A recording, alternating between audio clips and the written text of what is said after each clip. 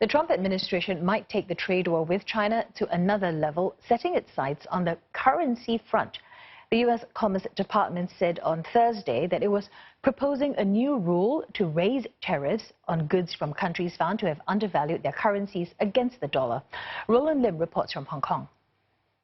The move would be a major shift in past U.S. policies on tariff subsidies, according to international trade experts. Now, for years, U.S. companies have lobbied the Commerce Department to get them to recognize that a weak currency is a form of subsidy. And now, the White House has a champion to push the proposal forward in the form of trade hawks, Wilbur Ross, and White House trade advisor Peter Navarro to ramp up pressure on China for a trade deal.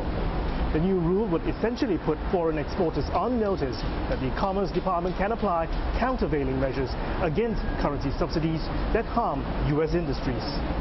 Currently, no country in the world meets that criteria, but its proposed rule would include new criteria for currency undervaluation, essentially a broader standard.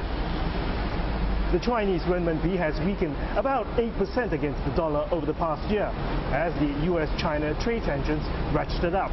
It's now around 6.9 to the greenback. For now, Chinese authorities are actually trying to support the currency. Contrary to the notion, they are allowing for currency weakness to offset the trade war impact. Market watchers are now watching whether Chinese officials will step in to prevent the renminbi from reaching the key psychological low of 7 to the dollar. And that level will become a line in the sand for markets around the world, and if broken, could trigger a negative reaction in risk markets globally. And contrary to claims by the White House, analysis by Bloomberg Economics suggests that the Chinese currency stands out as among the most overvalued. And China isn't the only Asian country singled out. The U.S. is reportedly planning to cast its net wider in looking for potential currency manipulators.